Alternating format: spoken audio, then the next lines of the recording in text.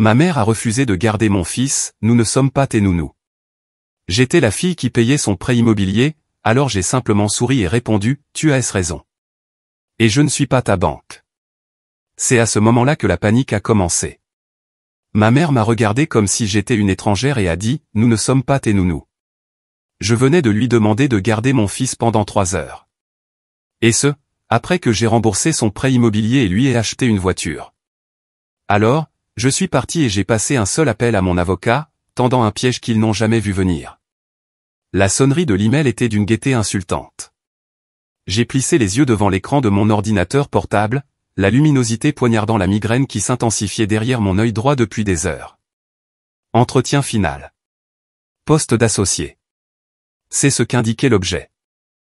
C'était l'email pour lequel j'avais travaillé pendant 15 ans. Il représentait des nuits blanches, des dîners manqués et un niveau de sécurité financière que je désirais désespérément pour ma propre petite famille. Mon fils Léo a toussé dans son sommeil depuis la pièce voisine, un son sec et rauque qui m'a tordu l'estomac. Il était à la maison, absent de l'école maternelle depuis 2 jours avec de la fièvre, et mon mari Julien avait utilisé ses derniers jours de congé personnel pour couvrir les premières 48 heures. Maintenant, c'était mon tour. Jongler entre un bambin malade et un trimestre financier à haut risque était difficile. Mais cet entretien, prévu pour mardi prochain à 10 heures, était impossible. Je ne pouvais pas amener un enfant de 4 ans malade à une réunion de conseil d'administration qui déciderait de tout l'avenir de ma carrière. Il n'y avait qu'une seule option, mes parents. J'ai pris mon téléphone, mon pouce planant au-dessus du nom de maman. Une anxiété acide et familière m'a noué les entrailles. C'était un sentiment que j'avais depuis l'enfance, la préparation préventive à la déception. Mais cette fois, c'était différent, me suis-je dit. Ce n'était pas demander une faveur. C'était un simple acte familial réciproque. Je n'étais pas ma sœur, Camille, à demander l'aumône. J'étais Chloé, la responsable, celle qui arrangeait les choses. J'ai tapoté l'écran. Ça a sonné 2 fois. Chloé, qu'est-ce qui ne va pas? Sa voix était immédiatement vive, empreinte de la supposition que mon appel signifiait des ennuis. Salut, maman. Rien ne va pas, Léo est juste un peu patraque. Écoute, j'ai une excellente nouvelle. Je suis en phase finale pour un poste d'associé au cabinet. Oh, dit-elle, son désintérêt fut une véritable gifle. C'est bien, ma chérie. Ton père et moi étions sur le point de sortir. Nous regardons pour un nouveau salon de jardin. C'est super, maman, dis-je, en forçant l'enthousiasme. Le nouvel ensemble sera magnifique au bord de la piscine. La piscine, me suis-je rappelé, dont j'avais financé la rénovation l'été dernier. Donc, l'entretien est mardi prochain à 10 heures du matin. Julien n'a plus de congé, et j'ai vraiment besoin d'y être. J'espérais que papa et toi pourriez garder Léo pour quelques heures seulement. Juste 3 heures maximum. Il dormira probablement. Le silence à l'autre bout du fil s'est étiré. Je pouvais entendre le faible son d'une télévision en arrière-plan. Je l'imaginais debout dans la cuisine que j'avais fait rénover, appuyé contre le plan de travail en quartz que j'avais choisi, une expression de profond désagrément sur le visage. Mardi, dit-elle enfin, comme si je lui avais demandé de donner un rein. À 10 heures. Oui, dis-je, ma voix se faisant plus petite. C'est le seul créneau qu'ils avaient. Puis elle a ri. Ce n'était pas un rire bienveillant. C'était un ricanement court et sec. Chloé, tu n'es pas sérieuse. Ton père a sa partie de golf le mardi et j'ai mon déjeuner du club de lecture. Nous ne sommes pas tes nounous. Je suis resté figé. Les mots résonnaient dans le silence de mon bureau. Nous ne sommes pas tes nounous. Ce n'était pas seulement le refus. C'était le mépris. C'était la réduction de l'étape majeure de mes 15 ans de carrière à un conflit d'horaires inopportun. C'était l'insinuation que moi, la fille qui avait à elle seule assuré leur retraite, les traitait comme du personnel engagé simplement en demandant une unique faveur. Derrière le choc, une colère froide et dure a commencé à se former. J'ai pensé aux appels tardifs de sa part, paniqués par les intérêts croissants de leur prêt immobilier. J'ai pensé aux tableurs que j'avais créés, aux investissements que j'avais déplacés, à la prime personnelle que j'avais sacrifiée pour effacer cette dette. J'ai pensé à la nouvelle berline étincelante dans leur allée, une voiture en leasing à mon nom, payée par mon cabinet, parce que leur ancienne était embarrassante. J'ai pensé à ma sœur Camille, qui ne les avait pas appelés pour leurs derniers anniversaires, mais qui recevait d'eux une allocation mensuelle, une allocation entièrement financée par moi. Chloé, tu es là, a exigé la voix de ma mère, impatiente. Tu n'as qu'à reporter ta petite réunion, où Julien peut s'en occuper. C'est à ça que servent les maris. J'ai regardé l'email. Entretien final. Le reporter comme si c'était un simple café. Quelque chose en moi ne s'est pas seulement brisé. Il s'est mis en place. L'anxiété dans mon estomac a disparu, remplacée par le calme glacial que je réservais habituellement aux négociations hostiles. J'ai reconnu ce moment. C'était une rupture de contrat. Tu as raison, maman, dis-je, ma voix d'une constance troublante. Vous n'êtes pas mes nounous. Je n'ai pas élevé la voix. Je n'ai pas listé mes griefs. Je n'ai pas supplié. Chloé, ne sois pas, j'ai raccroché. Je suis resté assise là une minute entière, le silence de la maison pesant sur moi. La migraine était toujours là, mais elle n'avait plus d'importance. Mon chemin, qui avait été un enchevêtrement d'obligations familiales et d'ambitions personnelles, était désormais d'une clarté cristalline. J'avais géré la vie de mes parents en fille dévouée, mais ils venaient de redéfinir notre relation. Ils n'étaient pas de la famille. Ils étaient des dépendants qui venaient d'insulter leur unique bienfaitrice. J'ai repris mon téléphone. Mon premier appel a été pour un service de garde d'enfants haut de gamme, du genre qui s'adresse aux cadres et aux urgences, du genre qui coûte une fortune de l'heure. J'ai réservé une garde agréée pour mardi, le tarif était astronomique. Je l'ai payé sans ciller. Mon deuxième appel a été pour mon avocat. Bonjour, Thomas, dis-je, ma voix froide et professionnelle. J'ai besoin que vous rédigiez quelques documents. Nous allons apporter des changements immédiats à la fiducie familiale de Martine et Alain. À compter d'aujourd'hui, je lance un examen complet des conditions. Suspendez la prochaine rente. La trahison était pire que le refus. C'était la prise de conscience que je n'étais pas leur fille. J'étais leur service public. Les suites immédiates furent calmes, d'un calme trompeur. J'ai raconté à Julien ce qui s'était passé, ma voix neutre en relatant la conversation. Il s'est assis au bord du lit, son visage se crispant. Julien, un ingénieur logiciel à l'esprit aussi logique que le mien, se méfiait depuis longtemps du comportement de mes parents, mais il avait toujours soutenu mes tentatives de maintenir la paix. Elle a dit quoi? Demanda-t-il à voix basse. Nous ne sommes pas tes nounous, ai-je répété. Les mots avaient un goût de cendre. Elle m'a dit de reporter l'entretien pour le poste d'associé. Julien s'est levé et a commencé à faire les 100 pas dans la pièce, un rare signe de sa colère. Après tout, Chloé, après le prêt, après cette voiture ridicule, et Camille. Ne me lance même pas sur Camille. Il s'est arrêté et m'a regardé, ses yeux s'adoucissant en voyant mon expression épuisée. Que as-tu fait? J'ai réservé un service pour mardi, dis-je. Et j'ai appelé Thomas. J'ai suspendu la rente de la fiducie en attendant un examen. Julien m'a dévisagé, puis un lent sourire s'est étalé sur son visage. Bien, dit-il, et cette simple validation a été comme une bouée de sauvetage. Il était temps. Et pour la voiture? Une chose à la fois, dis-je. J'ai besoin de réfléchir. Ma migraine, qui s'était estompée dans le feu de l'action, est revenue en force. Je me sentais épuisé émotionnellement et physiquement. Le mal de la trahison s'installait profondément dans mes os. Léo a de nouveau toussé, et je suis allé vers lui, caressant son front chaud, son petit visage confiant contrastant vivement avec la cruauté désinvolte que je venais de subir. J'avais bâti une forteresse de sécurité financière autour de mes parents, et ils venaient de me renvoyer une grenade depuis la sécurité de ces murs. Le lendemain, mon téléphone a sonné. C'était ma mère. J'ai fixé l'écran, mon cœur battant la chamade, mais la résolution froide de la veille a tenu bon. J'ai laissé le répondeur se déclencher. Son message était un chef-d'œuvre d'agressivité passive. Chloé, ma chérie, je t'appelle juste pour savoir comment va le petit Léo. J'espère que tu n'étais pas trop contrarié hier. Tu sais comment sont les mardis. Ton père et moi pensions que nous pourrions peut-être emmener Léo manger une glace le week-end prochain s'il va mieux. C'est juste que ton timing était si mauvais. Bref, rappelle-moi. Nous devons discuter du nouveau barbecue que nous regardons. Pas un mot d'excuse, pas une once de reconsidération, juste un écrasement complet et inconscient de l'incident, se terminant par une demande pour un autre achat. J'ai effacé le message. Elle a appelé 2 fois de plus ce jour-là. J'ai ignoré les 2 appels. Tard dans l'après-midi, une visite troublante. J'étais dans la cuisine en train de préparer un bouillon pour Léo quand la sonnette a retenti. Mon cœur a bondi dans ma gorge. J'ai regardé par le Judas et j'ai vu mon père, Alain, debout sur le porche, se balançant maladroitement. J'ai ouvert la porte. Il tenait un petit bouquet de fleurs de supermarché fanées. « Chloé » dit-il en traînant les pieds. Il n'osait pas me regarder dans les yeux. « Ta mère s'inquiète.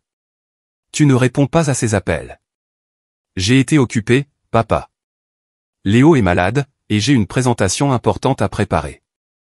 D'accord, marmonna-t-il. Il a tendu les fleurs vers moi.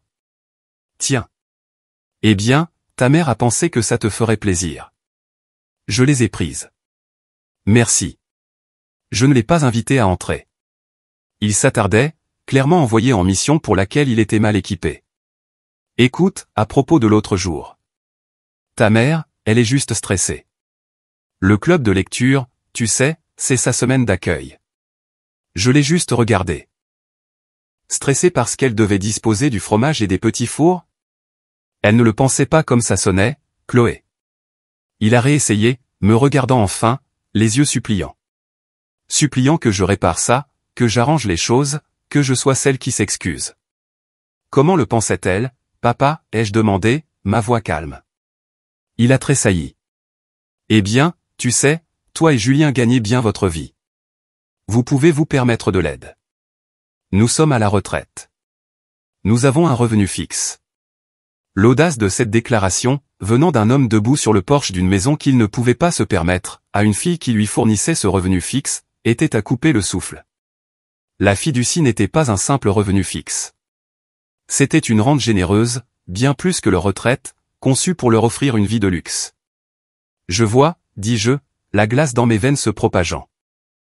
Donc, parce que je réussis, je n'ai pas le droit de demander à mes propres parents une simple faveur familiale.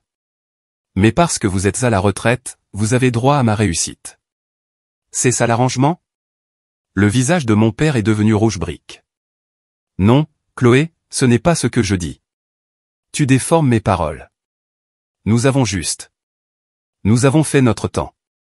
Nous vous avons élevé, toi et Camille. C'est à ton tour de gérer tes propres responsabilités. Mes responsabilités, ai-je répété, hochant lentement la tête. Vous avez été très clair là-dessus. Merci de la clarification, papa. Alors, tu vas appeler ta mère, a-t-il insisté, désespéré de pouvoir annoncer, mission accomplie. Elle est morte d'inquiétude. Elle n'est pas inquiète, papa. Elle est agacée que je ne joue pas mon rôle. Mais les règles ont changé. Quoi? Qu'est-ce que ça veut dire? J'ai soutenu son regard. Ça veut dire que je gère mes propres responsabilités. Tu devrais partir. J'ai du travail. J'ai fermé la porte, coupant court à ses protestations confuses et bredouillantes. J'ai jeté les tristes fleurs directement à la poubelle. En m'éloignant, une seule pensée récurrente résonnait dans mon esprit, une phrase qui avait été mon mantra dans toutes les négociations difficiles que j'avais menées, ils ont oublié qui détient le pouvoir. Ils avaient oublié une chose cruciale, et j'étais sur le point de la leur rappeler. Pour comprendre le froid qui s'est installé dans mon cœur, il faut comprendre les années que j'ai passées à construire le feu qui les gardait au chaud. Toute ma vie, j'ai été la personne fiable. Chloé, l'organisatrice. Chloé, la solutionneuse. Chloé, celle qui serait toujours là. Ma sœur Camille était la créative, la rêveuse, celle qui avait besoin d'être protégée.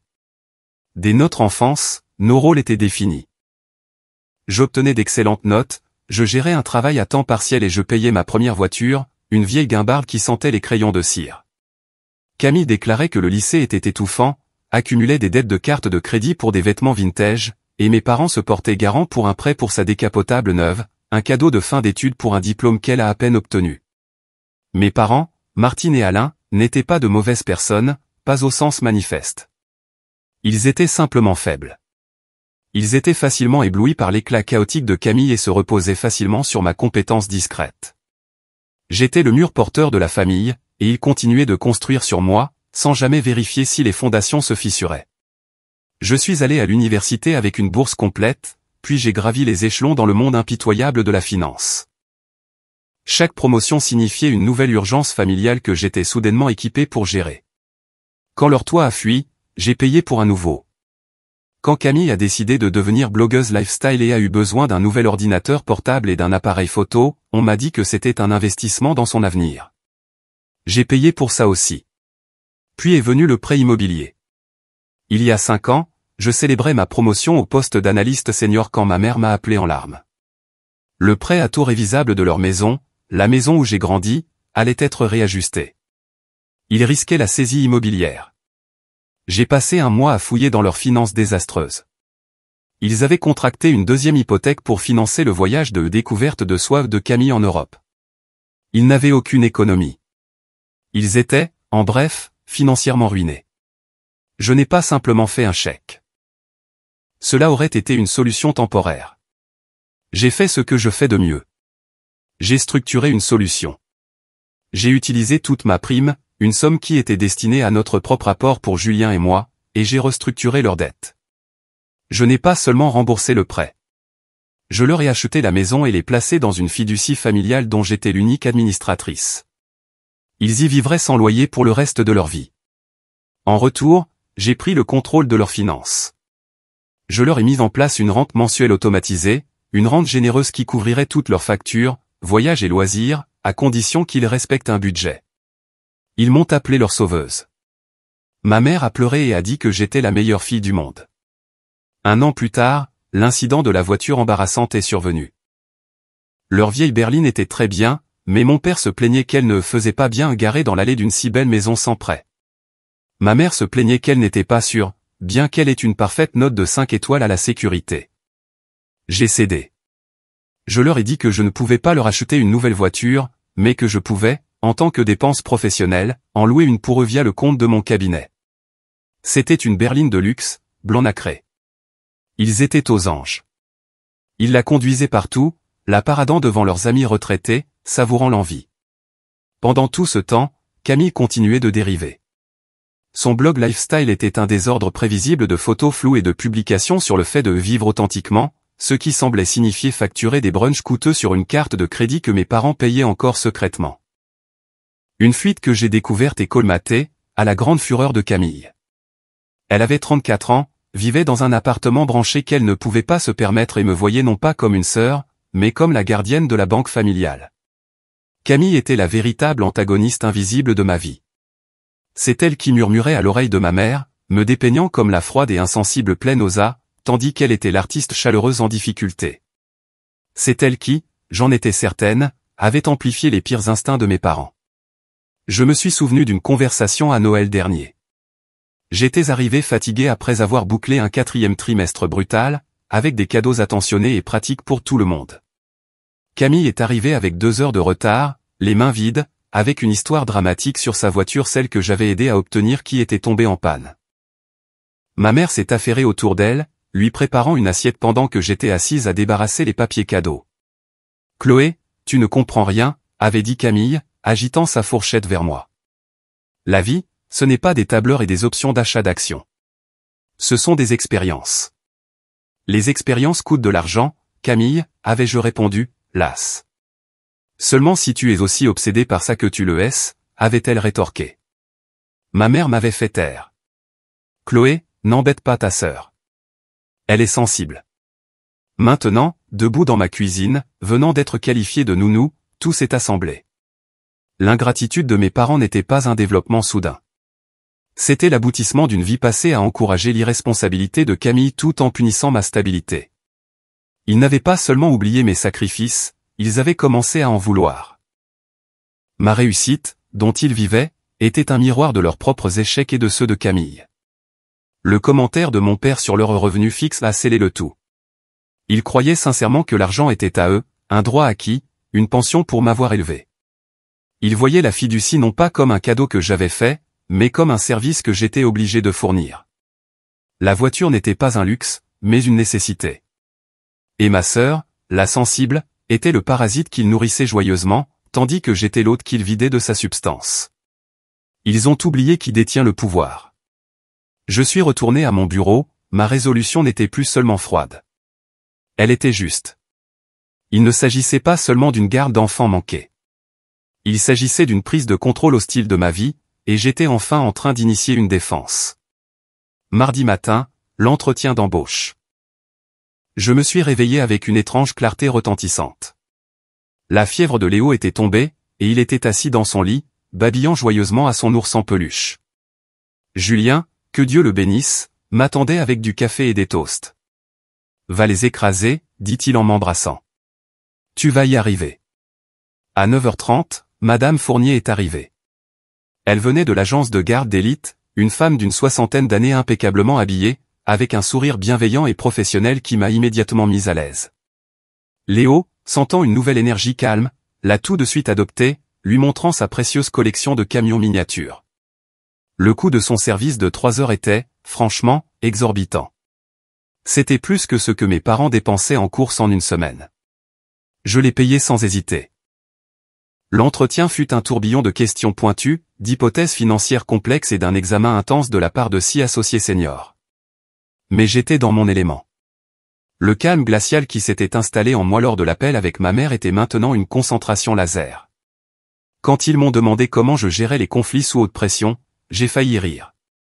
Je crois en une communication claire et directe, dis-je, ma voix égale. J'identifie le problème central, j'évalue tous les leviers disponibles et je restructure les termes de l'engagement. Je ne laisse pas l'émotion obscurcir une négociation. Je m'en tiens aux faits. L'une des associées, une femme redoutable nommée Hélène, a légèrement souri. Et que se passe-t-il lorsque l'autre partie n'est pas raisonnable? Alors je leur permets de faire l'expérience des conséquences naturelles de leur position, ai-je répondu. Je trouve que la réalité est l'outil de négociation le plus efficace. Je suis sorti de cette salle de réunion en me sentant plus légère que je ne l'avais été depuis une décennie. Je savais que j'avais réussi. Le poids des attentes de ma famille, que je n'avais même pas réalisé que je portais, avait disparu. Mais le passage de victime passive à stratège active n'était pas encore complet. Je n'avais mis en mouvement que la première partie de mon plan. Cet après-midi-là, j'ai appelé mon avocat, Thomas. L'examen est terminé, Thomas, dis-je. J'ai décidé de restructurer la fiducie. Nous passons d'un modèle de rente à un modèle de remboursement. Désormais, Martine et Alain soumettront tous leurs reçus pour les dépenses de subsistance essentielles, charges, taxes foncières, assurances, courses. Je les examinerai et les approuverai personnellement. Le fonds discrétionnaire est fermé avec effet immédiat. Chloé, dit Thomas, une note de prudence dans la voix. C'est un changement significatif. Ils vont le sentir passer. C'est l'intention, dis-je. Ils ont confondu un cadeau et un droit acquis. Je leur fournis une éducation financière. Et l'autre affaire, demanda-t-il. Je m'en occupe moi-même, dis-je. L'autre affaire était la berline de luxe blanc nacré. Comme je l'avais structuré, le leasing n'était pas à leur nom. C'était un leasing d'entreprise sous ma propre société de conseil, un avantage de ma position.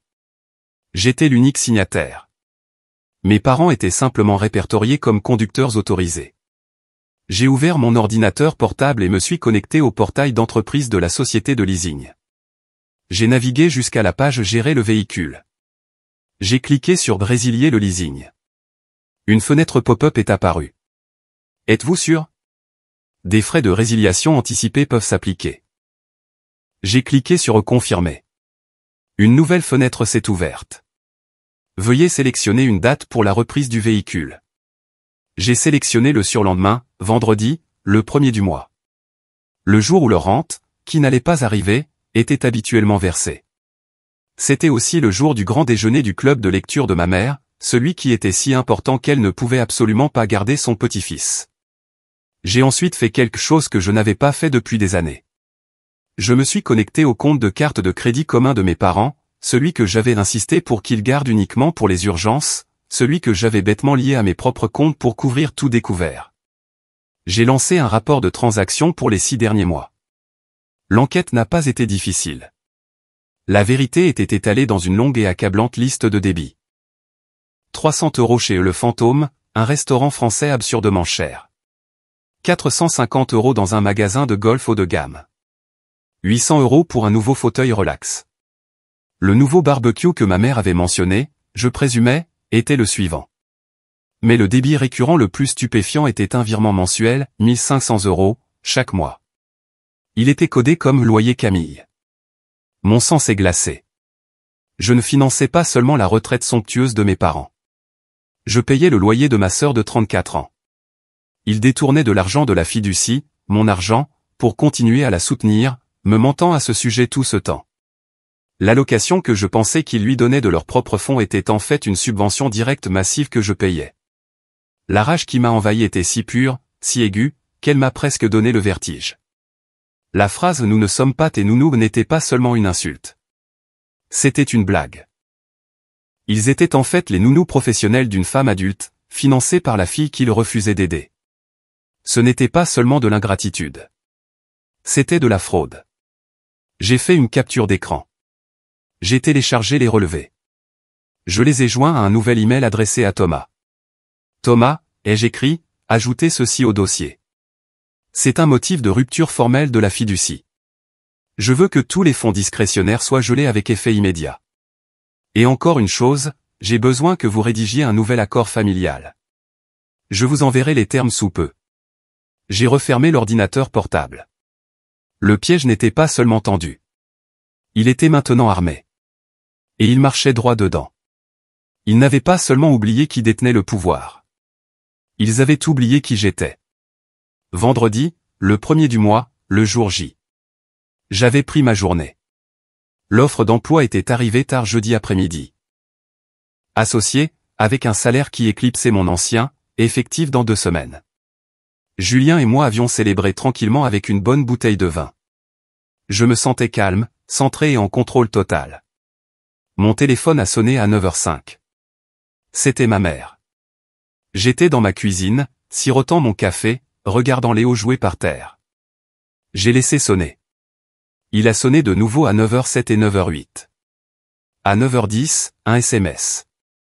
Chloé, notre carte a été refusée au supermarché. La rente n'est pas arrivée. Y a-t-il un problème avec la banque? Appelle-moi immédiatement. J'ai souri et j'ai pris une autre gorgée de café. À 10h15, un autre SMS. Chloé, ce n'est pas drôle. J'appelle la banque. Ton père est très contrarié. J'ai répondu par un seul et simple SMS. Il n'y a aucun problème avec la banque, maman. La rente est en cours d'examen administratif. Je vous contacterai lorsque cet examen sera terminé. Sa réponse a été instantanée. Un flot de fautes de frappe. Qu'est-ce que ça veut dire? Examen administratif? Tu ne peux pas faire ça. J'ai mon club de lecture aujourd'hui. Je dois acheter à manger. J'ai répondu par SMS, vous avez un revenu fixe, souviens-toi? Vous devrez vous débrouiller. Le silence qui a suivi était, j'imagine, rempli d'une prise de conscience naissante et horrifiée. L'événement principal était prévu pour 11h. J'avais reçu un email de confirmation de la société de leasing. Notre agent de récupération sera à l'adresse entre 11h et 12h pour reprendre le véhicule. À 11h17, mon téléphone a explosé. C'était mon père. Je ne l'avais jamais entendu parler comme ça. Il n'était pas triste, ni confus, ni même en colère. Il était hystérique. Chloé. Chloé. Il y a un homme ici avec une dépanneuse. Il essaie de prendre la voiture. Il dit que le leasing est résilié. Tu dois les appeler, c'est une erreur.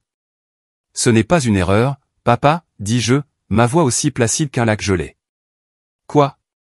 De quoi tu parles? Il est en train de l'accrocher. Chloé, les amis de ta mère commencent à arriver pour son déjeuner. Elles regardent toutes. C'est humiliant.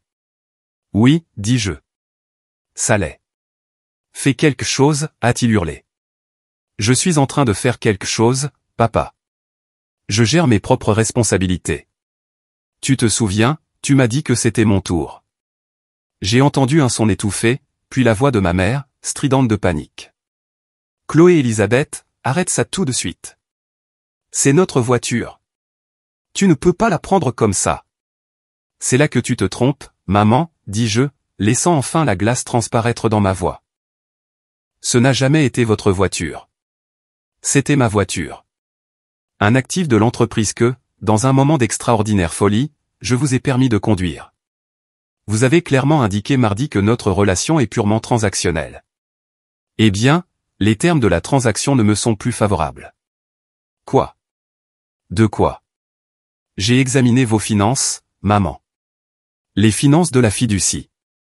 C'est une lecture fascinante. Savais-tu que vous dépensez 1500 € par mois pour le loyer de Camille? La ligne est devenue silencieuse. Tout ce que je pouvais entendre était le son lointain du vérin hydraulique de la dépanneuse. Comment? Comment tu as su, balbutia-t-elle. Vous avez utilisé la carte de crédit d'urgence que je paie. Vous m'avez menti pendant des années, fraudant la fiducie que j'ai créée pour vous protéger. Tout ça pour financer le style de vie de votre fille de 34 ans. La même fille qui ne prend pas la peine de vous appeler pour votre anniversaire. Pendant ce temps, vous, qui vivez sans loyer dans une maison que je possède, conduisez une voiture que je paie et vivez d'une rente que je fournis, n'avez pas pu trouver 3 heures pour garder votre propre petit-fils afin que je puisse assurer l'avenir de ma famille. J'ai laissé les mots flotter dans l'air. La première confrontation, la première révélation. Chloé, tu ne comprends pas, a chuchoté ma mère, sa voix soudainement petite et désespérée.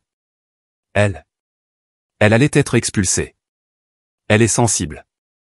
Elle ne peut pas gérer le stress comme toi. Je m'en fiche, dis-je. Les mots étaient libérateurs. J'en ai fini. J'en ai fini d'être la responsable. J'en ai fini d'être la banque. La rente est gelée. La voiture est partie. Bienvenue à votre revenu fixe, maman. J'espère que le club de lecture appréciera le fromage et les petits fours, si tant est que vous ayez pu vous les payer.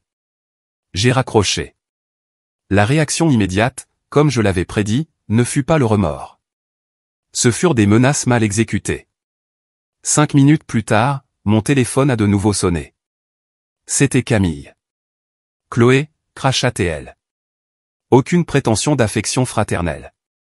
Qu'est-ce que tu as fait? Maman est hystérique. Tu as pris leur voiture. Tu es folle? Bonjour, Camille. C'est gentil de ta part de finalement appeler, dis-je d'un ton léger. Tu ne peux pas les couper comme ça. C'est leur argent. Ils sont à la retraite. C'est mon argent, Camille. Et je suis particulièrement intéressé par les 1500 € que tu reçois chaque mois. Dis-moi, comment ça marche ce blog lifestyle? Est-ce que vivre authentiquement couvre ton loyer, ou c'est aussi mon travail? Elle a suffoqué, coincée. C'est maman qui t'a dit ça, je n'ai pas eu besoin de demander. Tu es une menteuse, dis-je, ma voix plate. Et tu es une voleuse. Tu as été complice de la fraude d'une fiducie familiale. Je me demande ce que ça donnerait sur un rapport de crédit, ou peut-être dans un dossier au tribunal d'instance. Tu n'oserais pas, gémit elle, son assurance s'évaporant instantanément. Mets-moi au défi. Je suis analyste financière depuis 15 ans, Camille. J'ai monté des dossiers entiers contre des fraudeurs d'entreprise. Tu n'es même pas un défi. Tu es juste pathétique. Je n'ai pas attendu de réponse. J'ai raccroché sur elle aussi. J'ai éteint mon téléphone. Je me suis assise dans le silence de ma maison. Julien est entré, a jeté un coup d'œil à mon visage et a simplement hoché la tête. C'est fait, a-t-il demandé. C'est fait, ai-je dit. Le premier domino était tombé. Les mensonges étaient exposés. La ligne d'approvisionnement était coupée. Le silence qui a suivi était le son de leur monde soigneusement construit et privilégié qui s'effondrait sur lui-même. Les 48 heures suivantes furent un siège. Mes parents, découvrant que mon téléphone était éteint, ont commencé à envoyer des emails. Le ton est rapidement passé de la rage indignée, jour 1, à la panique déconcertée, jour 2. De Martine, jour 1, 15 heures. Objet, c'est inacceptable, Chloé. Ça a assez duré. Remets la voiture en service. Nous allons à la banque lundi pour exiger que tu débloques notre argent. Tu n'as aucun droit. Ton père est hors de lui. C'est un abus de pouvoir.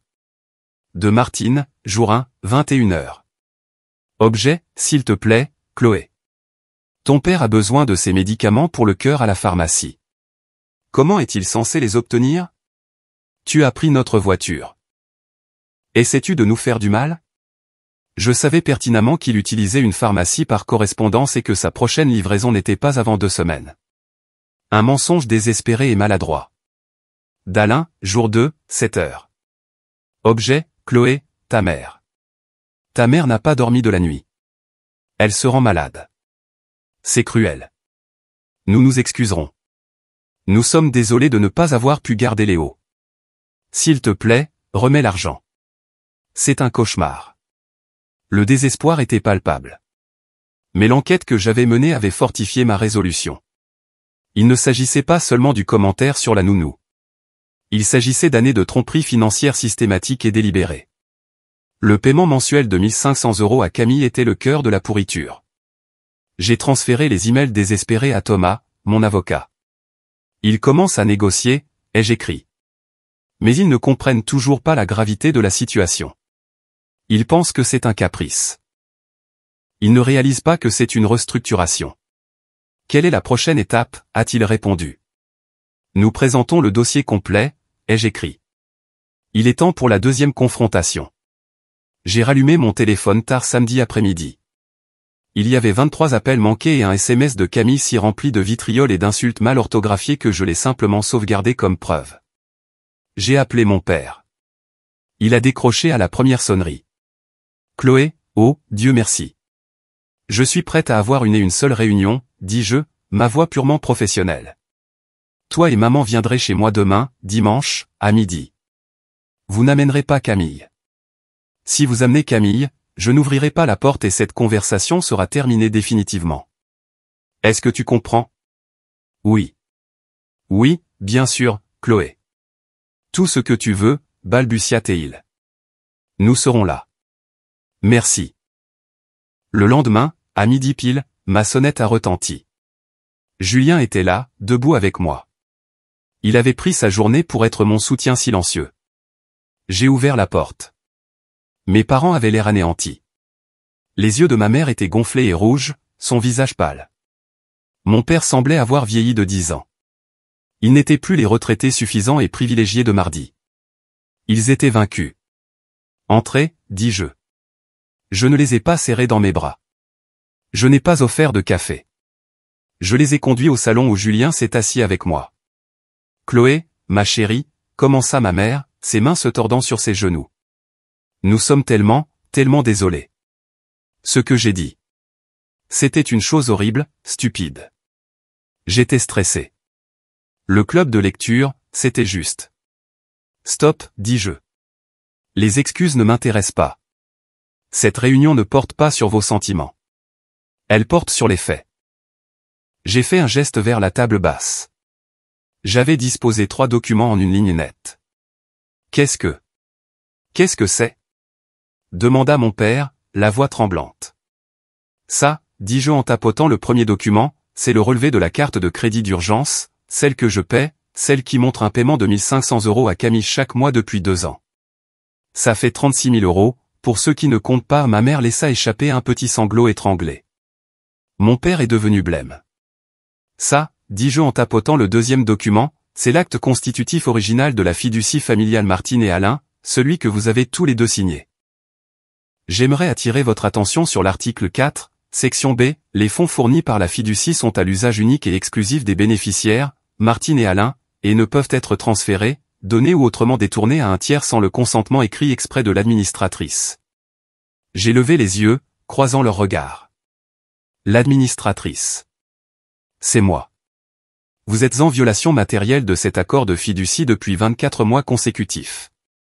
Vous m'avez fraudé. Ce n'était pas comme ça, pleura ma mère, se jetant sur une excuse. C'est notre fille, elle avait besoin d'aide. Je suis votre fille, ma voix s'est brisée.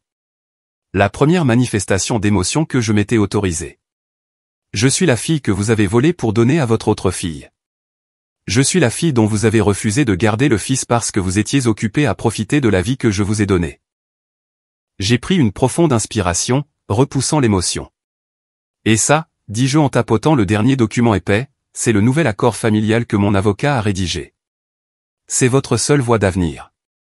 Mon père le prit d'une main tremblante. Les termes sont simples, expliquai-je, ma voix de nouveau froide. La fiducie est dissoute. La maison reste à mon nom. Vous ne recevrez plus de rente. Vous vivrez ici sans loyer et je paierai directement la taxe foncière et les charges. C'est tout. Il n'y aura plus d'argent discrétionnaire, pas de voyage de golf, pas de déjeuner coûteux, pas de nouveau barbecue, et en aucun cas un centime de plus de mon argent n'ira à Camille. Mon père a lu la page et son visage s'est décomposé. Chloé, c'est. Il ne reste rien. C'est. Nous ne pouvons pas vivre comme ça. C'est comme ça que vivent les retraités avec un vrai revenu fixe, papa, dis-je. Vous vouliez être à la retraite, libre de responsabilité. La voilà. Vous avez fait votre temps. Tu te souviens. Ma mère fixait juste le document, la bouche ouverte, l'ampleur choquante de sa chute lui apparaissant enfin. Le charme était rompu. La banque était fermée. La vie confortable et facile qu'ils avaient tenue pour acquise était terminée. Sa réaction ne fut pas de s'excuser pour la fraude. Ce fut de pleurer la perte de l'argent. Et cela m'a tout dit. Ma mère leva les yeux du document, ses yeux bouffis se rétrécissant. Le désespoir avait disparu, remplacé par un éclair de la vieille indignation familière. Tu vas nous tyranniser, tes propres parents, après tout ce que nous avons fait pour toi. Ce que vous avez fait pour moi, demandai-je, ma voix dangereusement basse. J'ai payé mes propres études. J'ai payé ma propre voiture. J'ai bâti ma propre carrière. Ce que j'ai, je l'ai gagné. Ce que vous avez, je vous l'ai donné. Et vous l'avez volé. Et vous l'avez donné à Camille. Ce n'est pas une punition. C'est une correction. Mais Camille, balbutia mon père. Elle sera à la rue. Elle ne peut pas. Elle n'est pas comme toi, Chloé. Elle n'est pas forte. Ce n'est pas mon problème, dis-je. Vous avez 30 jours pour l'informer que son loyer ne sera plus payé. Je lui suggère de trouver un travail. Peut-être qu'elle pourra vivre authentiquement avec le SMIC. Soudain, on frappa frénétiquement à la porte d'entrée. Maman, papa, vous êtes là? Laissez-moi entrer. Je sais que vous êtes là. C'était Camille. Mon père sursauta. Ma mère me regarda, les yeux écarquillés de panique. Oh non. Elle a dû nous suivre. Vous lui avez dit que vous veniez ici, ai-je affirmé. Ce n'était pas une question. Julien se leva, se plaçant de manière protectrice devant moi et Léo, qui s'était réveillé de sa sieste et regardait depuis le couloir, confus. Chloé, je peux lui demander de partir. Non, dis-je.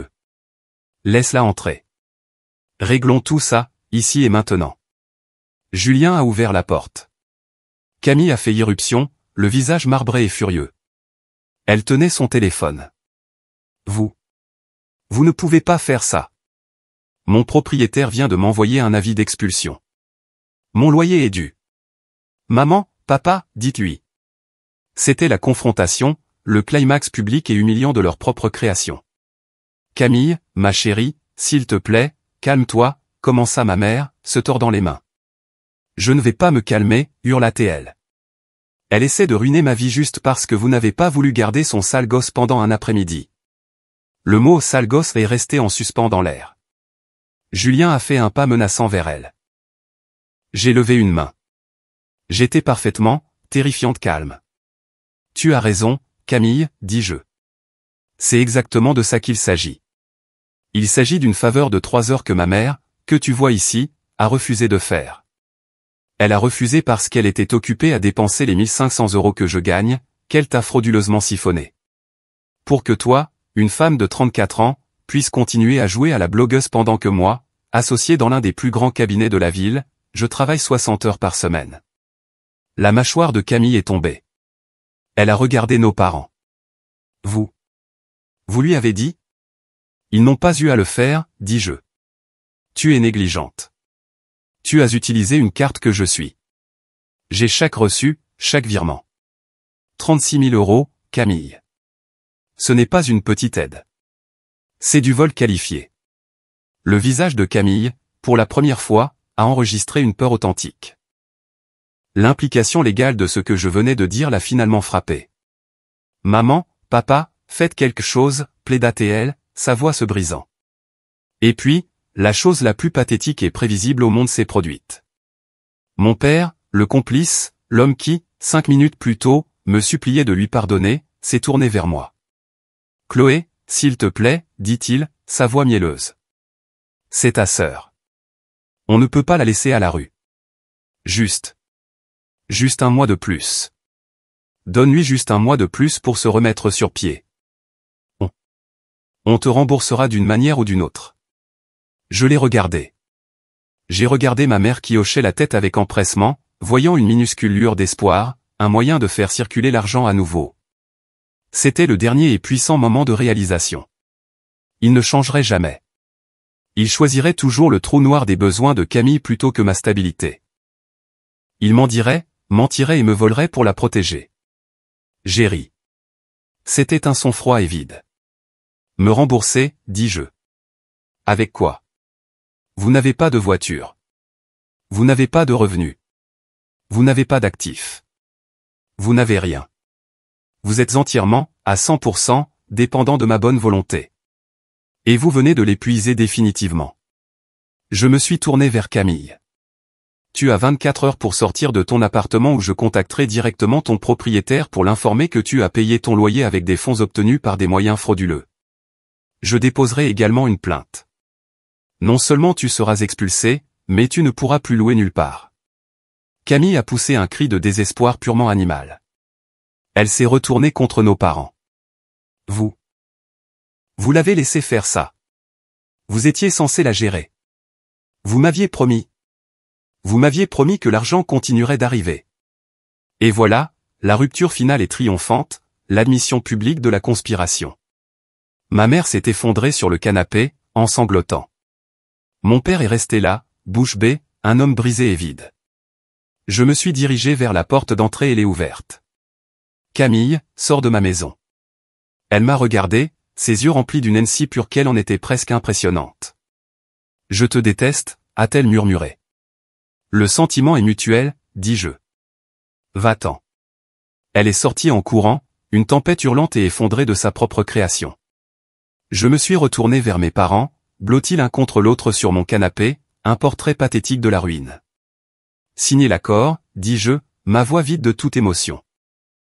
Ou je vous ferai expulser tous les deux pour rupture de confiance avant la fin du mois. Le choix vous appartient. Vous n'êtes plus mes parents. Vous êtes mes locataires, et c'est votre dernier avertissement. Mon père, sa main tremblant si fort qu'il pouvait à peine tenir le stylo, a signé le nouvel accord familial. Ma mère, le visage enfoui dans ses mains, a simplement hoché la tête et il a griffonné sa signature pour elle. Julien, dis-je. Il s'est avancé et a signé en tant que témoin. J'ai pris le document et l'ai mis dans ma mallette. Vous avez 1 heure pour appeler un taxi ou un VTC, dis-je. Ensuite, je veux que vous partiez. Ils n'ont pas discuté. Ils n'ont pas parlé. Ils sont restés assis en silence sur mon canapé pendant 30 minutes. Un taxi s'est finalement arrêté. J'ai regardé par la fenêtre mes 2 parents, qui, une semaine plus tôt, planifiaient avec confiance d'acheter un nouveau barbecue avec mon argent, montés à l'arrière d'un taxi. Je n'ai rien ressenti. Pas de pitié, pas de tristesse, juste du vide. La longue et épuisante tâche de gérer leur vie était enfin terminée. Les conséquences furent rapides. Camille, fidèle à elle-même, a implosé. Elle a squatté chez une amie, inondant les réseaux sociaux de publications vagues et dramatiques sur la trahison familiale et l'énergie toxique. Lorsque cela n'a produit aucun soutien financier, elle a finalement, enfin fait ce qu'elle aurait dû faire 15 ans plus tôt. Elle a trouvé un travail. J'ai entendu dire qu'elle était hôtesse d'accueil dans un restaurant de chaîne de milieu de gamme. Elle m'a envoyé un dernier email décousu que j'ai transféré à Thomas, puis j'ai bloqué son adresse. Mes parents sont tombés dans une existence calme et spartiate. Ils étaient, à toutes fins utiles, consignés. Sans voiture et sans revenus discrétionnaires, leur vie sociale a disparu. Les invitations du club de lecture ont cessé. Les parties de golf ont pris fin. Ils ont été contraints de vivre dans les limites précises et inflexibles que j'avais fixées. Environ 6 semaines après la confrontation, j'ai reçu une lettre par la poste. C'était une seule page manuscrite de mon père. Chloé, commençait-elle. Je ne sais pas quoi dire. Ta mère ne va pas bien. Elle reste dans sa chambre la plupart de la journée. Cela a été plus dur que je ne l'aurais jamais imaginé. Mais je veux que tu saches une chose. Tu avais raison. Nous t'avons prise pour acquise. J'ai laissé ta mère et j'ai laissé Camille m'aveugler. J'ai été un lâche. Je n'ai pas été un père pour toi. J'étais juste un indépendant. J'ai honte. Je ne te demande pas de nous pardonner. Je veux juste que tu saches que je vois maintenant. Je vois tout. Et je suis désolé. Je le suis vraiment. J'ai lu la lettre et pour la première fois, j'ai ressenti une lueur de quelque chose. Pas le pardon, pas encore. Mais le vide froid a commencé à reculer. C'était la première chose honnête qu'il m'ait dite dans ma vie d'adulte. Je n'ai pas répondu. 6 mois ont passé. Mon nouveau rôle d'associé était exigeant mais incroyable. Je m'épanouissais. Julien et moi étions plus heureux que jamais. Et Léo devenait un petit garçon vif et heureux, libéré du nuage toxique de l'égoïsme de ma famille. Nous avions trouvé notre propre paix. Un dimanche, je préparais un panier de pique-nique pour Julien, Léo et moi. Nous allions au parc. Mon téléphone, que je gardais maintenant en silencieux la plupart du week-end, s'est allumé. Un SMS. C'était de mon père. Nous marchons jusqu'au parc près de chez nous. C'est une belle journée. Quelques minutes plus tard, un autre SMS, une photo. C'était ma mère, agenouillée dans une roseraie publique, souriant timidement à l'appareil photo. Elle avait l'air plus âgée et plus mince, mais ses yeux étaient clairs. J'ai montré la photo à Julien. « Qu'est-ce que tu veux faire ?» demanda-t-il, sa main sur mon épaule. J'ai réfléchi un long moment.